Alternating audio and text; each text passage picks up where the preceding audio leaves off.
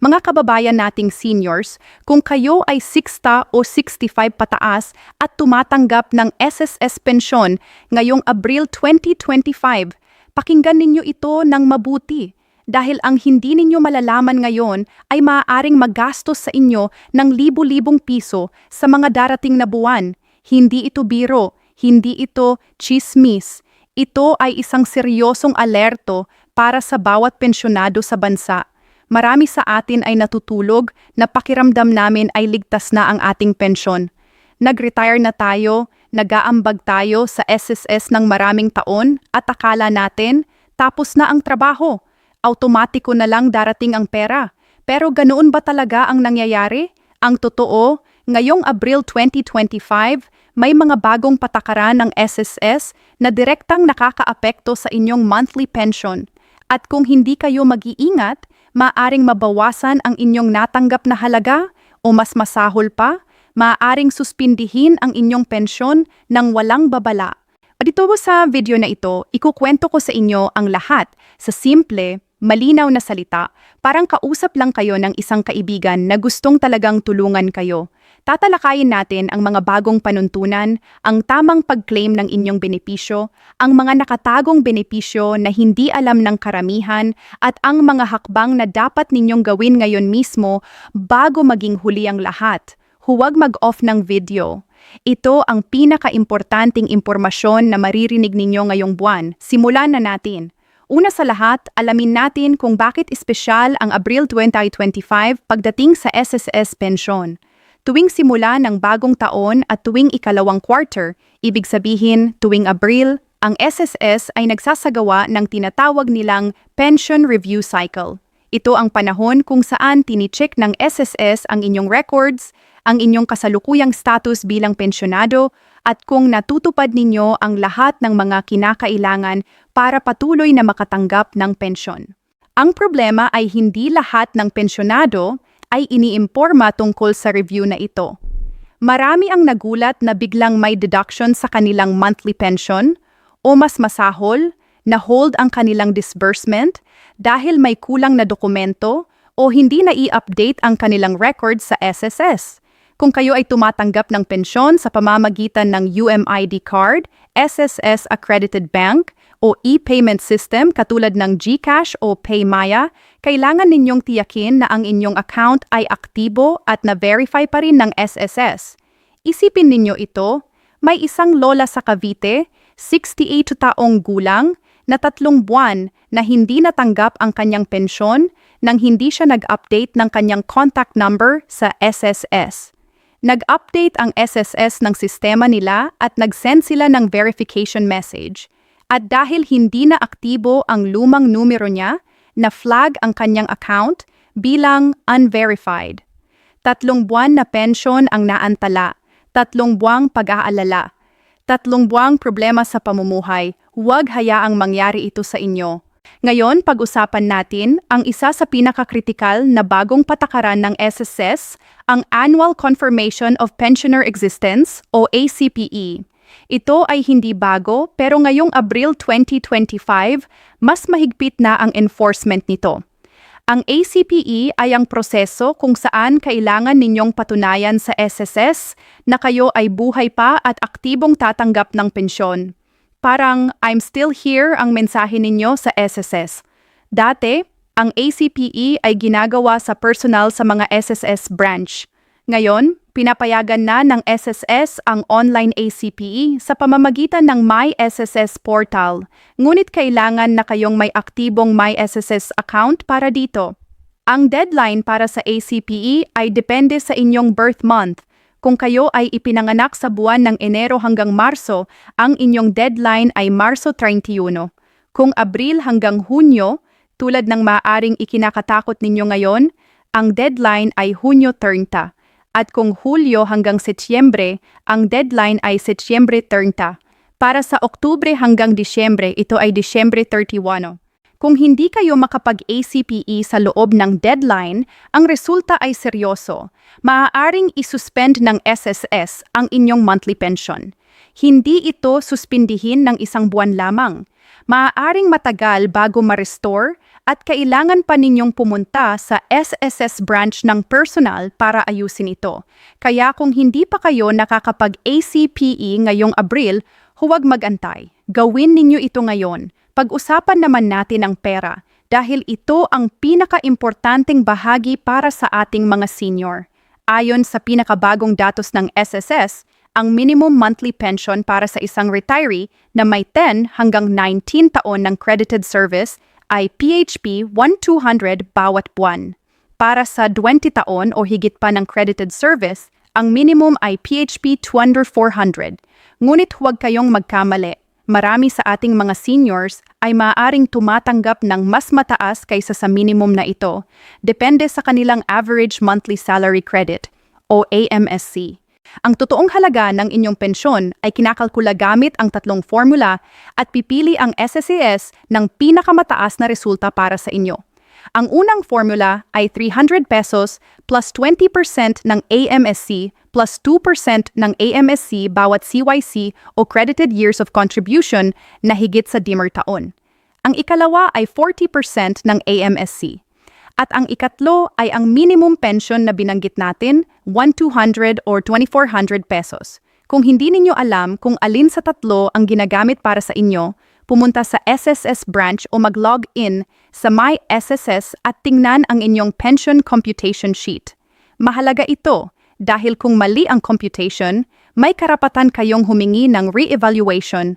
Dagdag pa rito, alalahanin ninyo ang 13th month pension o tinatawag ding Christmas pension.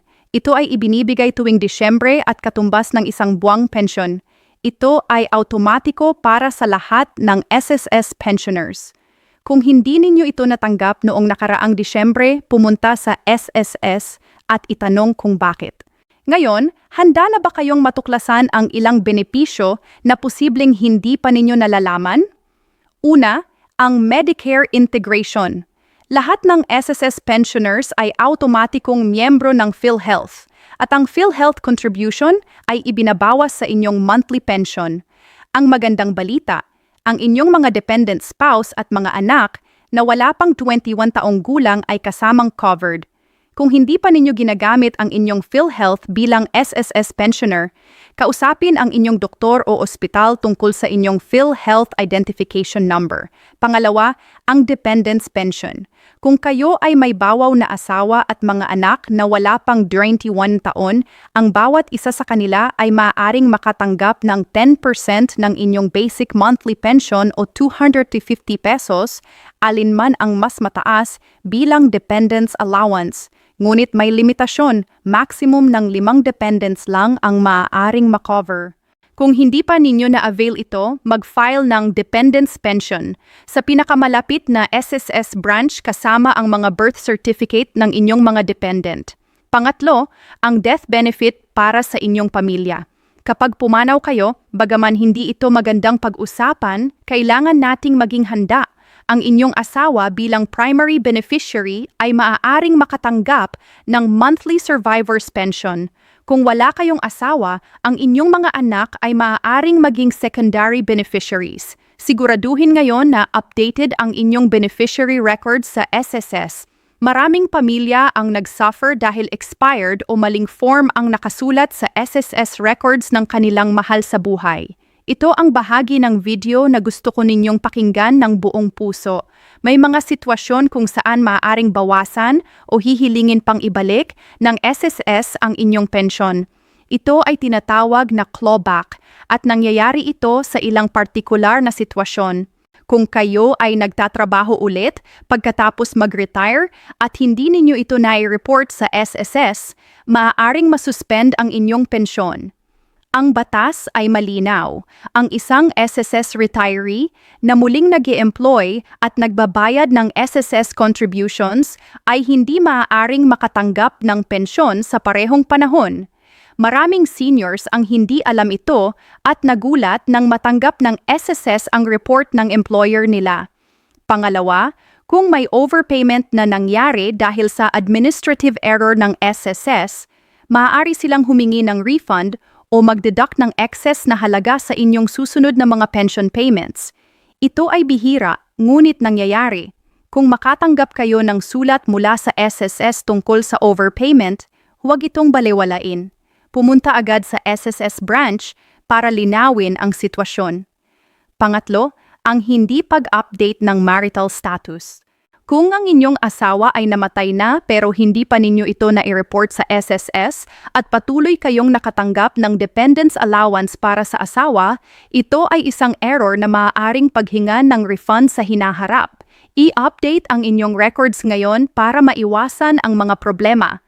Ito ang tanong na madalas na tinatanong ng mga senior. Kailangan ba akong magbayad ng income tax sa aking SSS pension? Ang sagot ay malinaw at magpapasaya sa inyo, hindi. Sa ilalim ng Section 32B, 6A ng National Internal Revenue Code ng Pilipinas, ang lahat ng retirement benefits na natanggap mula sa SSS ay exempted sa income tax. Hindi ito mabubuwisan kahit gaano ka pa katalas ang inyong pensyon. Gayunpaman, kung kayo ay may ibang pinagkukunan ng kita, halimbawa, negosyo, upa sa lupa o bahay o part-time na trabaho, ang mga kita na iyon ay maaaring pa ring mabuwisan. Ang inyong SSS pension mismo ay ligtas. Kaya kung may nagkukumuwento sa inyo na kailangan ninyong mag-declare ng inyong pension sa BIR, huwag paniwalaan. Ang inyong pension ay hindi taxable. Ngayon, pag-usapan natin ang mga konkretong hakbang. Una, i-check ang inyong My SSS account ngayon. Kung wala pa kayong account, likhain na ito sa my.ss.gov.ph. Kung may account na kayo, i-update ang inyong personal information, email address, phone number, at beneficiary records. Pangalawa, tiyakin ang inyong ACPE status. Alamin ang inyong deadline batay sa inyong birth month at siguraduhing makomply bago mag-expire. Pangatlo, i-verify ang inyong pension computation. Humiling ng copy ng inyong pension computation sheet mula sa SSS at tiyakin na tama ang lahat ng datos, lalo na ang inyong credited years of service at average monthly salary credit. Pang-apat, suriin ang inyong disbursement account. Kung gumagamit kayo ng ATM card or e-wallet para sa inyong pensyon, tiyaking aktibo pa ang account at hindi ito nag-expire. Maraming seniors ang nagulat na nag-expire na pala ang kanilang UMIDI card o SSS-linked ATM. Panglima, alamin kung may pending na claims kayo. Kung nag-file kayo ng claims sa nakaraan, tulad ng sickness benefit, maternity benefit, or death benefit ng isang kamag-anak, tingnan ang status ng claim sa MySSS or pumunta sa SSS branch para magtanong. At pang-anim at pinaka-importanting hakbang, ibahagi ang video na ito sa inyong mga kaibigan, kamag-anak, at kapwa seniors. Dahil ang impormasyon na ito ay para sa lahat natin. Mga kababayan, ang inyong pensyon ay hindi basta regalo. Ito ay bunga ng inyong mga taon ng pagtatrabaho, ng inyong pawis, ng inyong dedikasyon. Kayo ay may karapatang matanggap ang bawat sentimo ng inyong nararapat na benepisyo. Huwag hayaang mawala ang anumang bahagi nito dahil sa kamangmangan o pagpapabaya sa mga panuntunan.